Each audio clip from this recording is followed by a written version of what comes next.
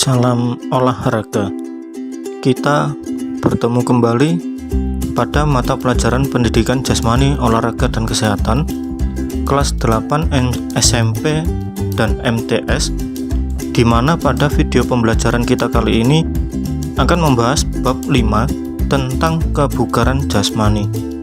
Adapun tujuan pembelajaran yang akan kita pelajari setelah mempelajari materi pada bab ini, diharapkan peserta didik memiliki pengetahuan dan mampu mempraktekkan keterampilan latihan kebugaran, di mana ada keterkaitan dengan kekuatan daya tahan, kelentukan, kelincahan, tes pengukuran kebugaran, serta perilaku kerjasama, bertanggung jawab, menghargai perbedaan, disiplin, dan toleransi.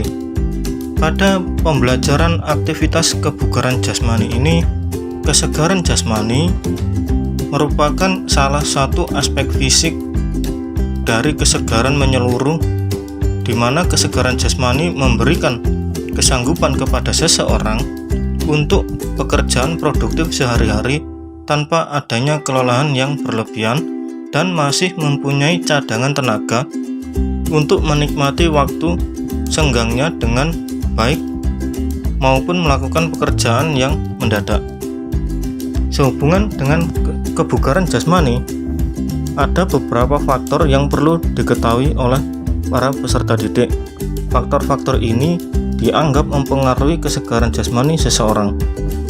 Faktor-faktor tersebut adalah sebagai berikut. Yang pertama, masalah kesehatan, seperti keadaan kesehatan, penyakit menular atau penyakit menaun. Kemudian masalah gizi, seperti kurang protein, kurang kalori, gizi rendah, dan gizi yang tidak memadai.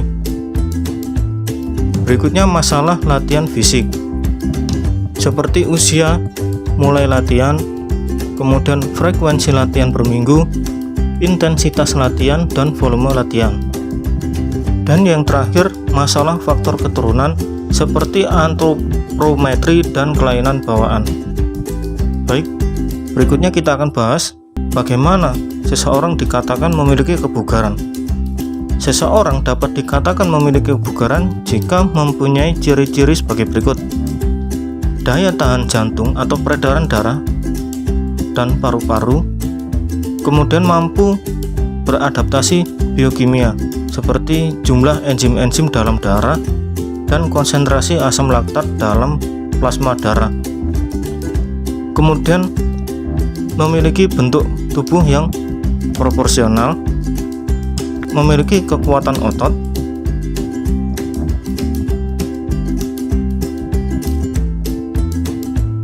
memiliki tenaga ledak otot, daya tahan otot, kecepatan, kelincahan, kelentukan, kecepatan reaksi, dan koordinasi.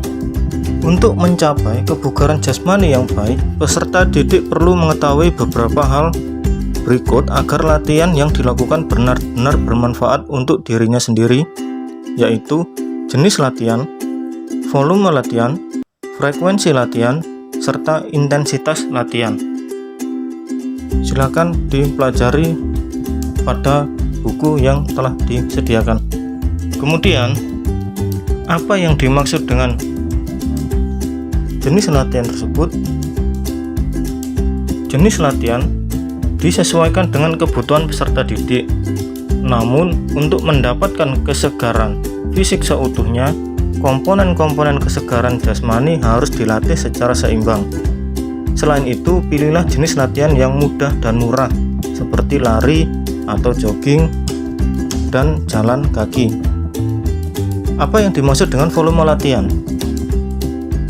Volume latihan adalah berlatih kesegaran jasmani. Selain atlet, diperlukan minimal 20 menit dan tidak termasuk waktu untuk pemanasan atau pendinginan. Kemudian frekuensi latihan.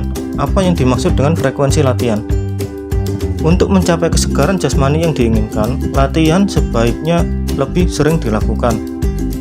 Latihan 5 kali seminggu tentunya memberikan efek lebih baik daripada latihan 2 kali seminggunya. Untuk seseorang selain atlet, latihan 3 kali seminggu dirasakan cukup. Meskipun demikian, latihan 4 kali atau 5 kali seminggu memberikan hasil sedikit lebih baik. Intensitas latihan. Untuk menentukan intensitas latihan yang tepat, khususnya perkembangan daya tahan kardiovaskuler, dapat diterapkan teori Katz and Myrdal. Teori ini memperhitungkan umur untuk menentukan DNM seseorang siswa atau peserta didik yang berumur 13 tahun dapat menggunakan rumus-rumus yang telah ditentukan sesuai teori ini. Adapun rumus tersebut telah digambarkan secara jelas dalam buku yang sudah disediakan di link deskripsi yang bisa didownload dalam bentuk e-book. Berikutnya, konsep kekuatan dan daya tahan otot. Yang dimaksud dengan kekuatan otot adalah kemampuan sekelompok otot melawan beban dalam suatu usaha. Misalnya, kemampuan otot lengan mengangkat kursi. Sedang daya tahan otot adalah kemampuan sekelompok otot melakukan serangkaian kerja dalam waktu lama. Misalnya, kemampuan otot lengan dan tungkai untuk memindahkan kursi dari satu tempat ke tempat lain dalam jangka waktu yang lama. Konsep kelenturan persendian. Apa yang dimaksud dengan konsep kelenturan persendian? Kelenturan persendian adalah kemampuan persendian untuk bergerak secara luas menurut bidang geraknya. Takaran latihan bisa dihitung sebagai berikut. Yang pertama, frekuensi latihan dapat dilakukan setiap hari. Kemudian yang kedua, intensitas merupakan daya batas rasa nyeri. Berikutnya, durasi waktu yang diperlukan untuk peragangan bergantung pada ukuran persendian.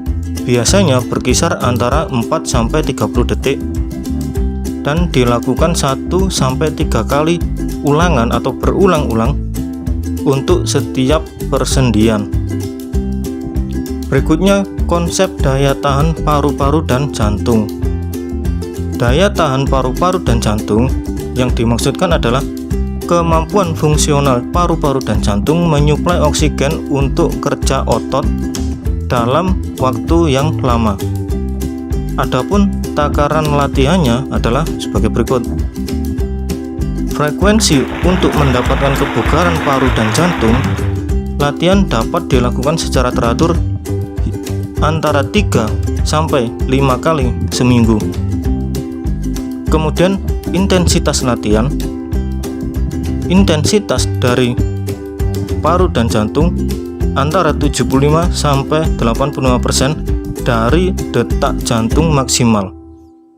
Durasi setiap berlatih dilakukan selama 20-60 menit tanpa henti. Berikutnya, bentuk aktivitas latihan kekuatan dan daya tahan.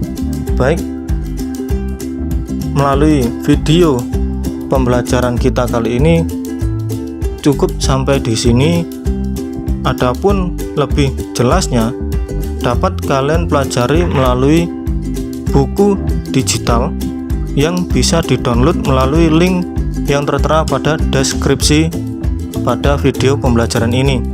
Setelah kalian download buku yang bisa kalian pelajari di rumah di mana saja, kemudian jawab soal berikut, kemudian tulis jawaban kalian di atas kertas, dan jawaban itu kemudian difoto dan disimpan di drive kalian masing-masing.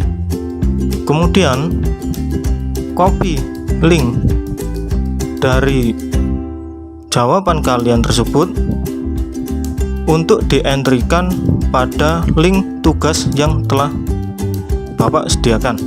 Jawaban cukup ditulis tangan di atas kertas, kemudian difoto untuk diupload di link tugas yang telah disediakan. Baik, silakan dicatat soal berikut. Tipe soal yang telah disediakan ada 2, Yang pertama, soal pilihan ganda. Soal tersebut dapat kalian kerjakan dan tulis jawaban di atas kertas yang menurut kalian benar. Hanya jawabannya saja. Kemudian, tipe soal yang kedua adalah buat rangkuman dari penjabaran materi pada video pembelajaran kita kali ini. Tulis jawaban kalian di atas kertas, kemudian foto jawaban tersebut dan diupload ke drive kalian masing-masing. Kemudian dari drive kalian masing-masing, copy paste link jawaban kalian pada link tugas yang telah disediakan pada bagian deskripsi. Jangan lupa di setiap foto di folder drive kalian diatur bisa dibaca oleh siapapun yang ditandai dengan warna hijau, atau bisa langsung kalian upload pada link yang telah disediakan. Baik, kita akhiri video pembelajaran kita kali ini. Silakan disimak dan dipelajari secara mendetail setiap penjelasan dari video pembelajaran kita kali ini, ataupun kalian juga bisa pelajari dari buku yang dapat di-download dan dibaca secara offline yang telah disediakan. Terima kasih. Saya akhiri. Salam olahraga.